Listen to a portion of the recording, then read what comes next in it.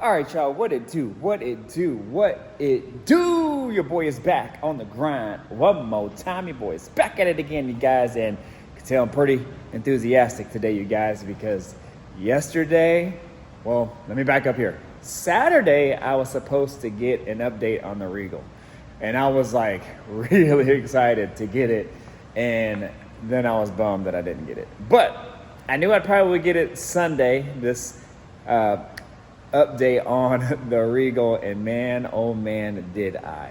Ooh, wee. Ah, man. But before I get to that, if you're new to the channel, definitely think about subscribing now. Hit that notification bell. All that good stuff, y'all. Mr. Griffin 23 in the building. In this video, we're going to talk about the 87 Regal. It's going to be really short, but I wanted to get you some content out just because I haven't had any time to upload any videos, not even edit any videos. I have several videos in the hopper, so some of these videos are probably going to be old, but at least it's content. And I have been doing a lot of Chevelle videos, so I wanted to kind of break it up, so that's why I inserted the Caprice video, and then now I'm inserting the Regal video, especially since I have an update on it, since I haven't had one in a while. Now, the reason why I haven't had any updates on the Regal really is because, for one, where it's at my buddy's place, he lives about 90 minutes from me on a good day,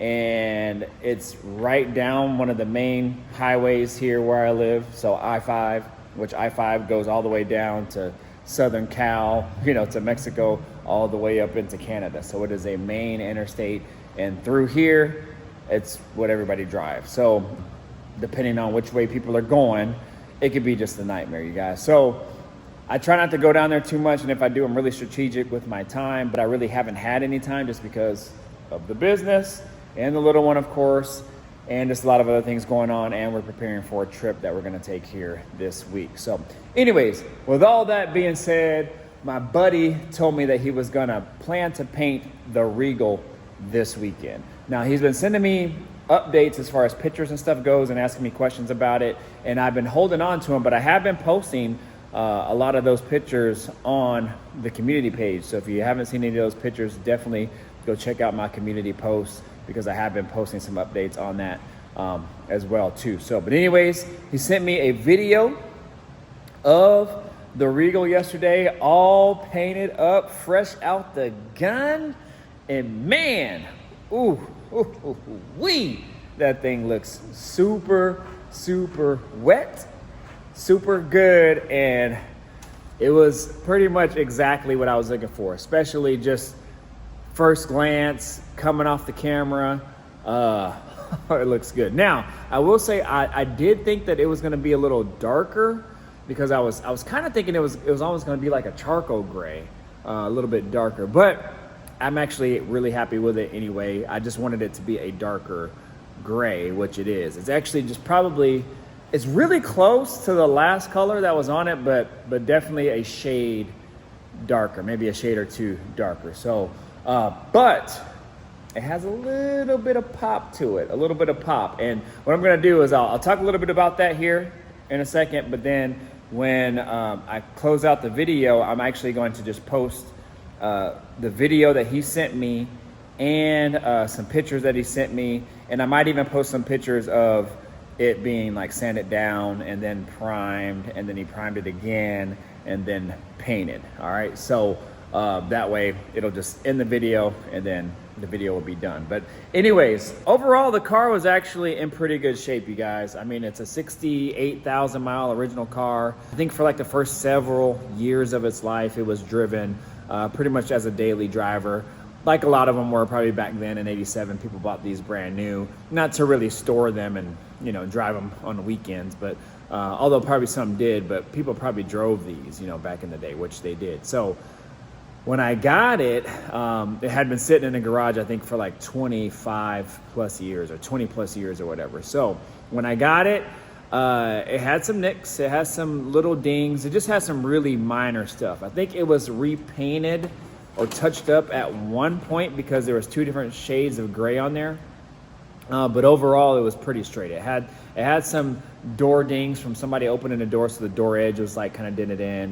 It has some had a puncture in the roof. It looks like somebody was like screwing some trim in, and then they probably went too far and then punctured the roof, and then some other little dings and dents and stuff here and there. But took it to my buddy, and he said that he thinks it's pretty straight overall. And when he started sanding it down, he did notice there was one issue with it. So back then, I guess they painted these cars with lacquer, and I'm not a paint guy, so I don't know, but he painted these cars with lacquer, and I guess you can't paint with today's paint over lacquer because it'll have a reaction and it won't do well. So he thought that it was a different kind of paint because he painted a few G bodies back then, and I guess back then they used both.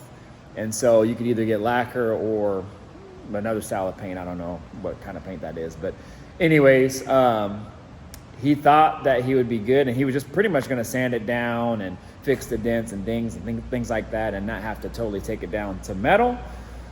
But ended up being lacquer, so we had to take it down all the way down to metal. So anyways, it ended up working out, and it got a really, really nice paint job on it now, that is for sure. So he did all that body work, primed it, body work, reprimed it again, and then got all the other parts ready, like the bumper fillers. I'm adding a spoiler to it like they came on back in the day, but this is actually a one-piece spoiler, so you guys will see that when I get the car back, and some other little small pieces as well too. So anyways, you guys, the color that I ended up going with is called we called it a Phantom Gray with a heavy coarse pearl metallic. Now what that means is heavy coarse means there's a good amount of metallic in it, in a pearl metallic, you could say. So, but you know, when you see a pearl paint job, let's say it's white and it has like a gold pearl in it, then as you go down the line, you can see the gold pearl kind of pop out in the sun or the direct light. Well, to my knowledge, this one is a gray, but the metallic in it is pearl.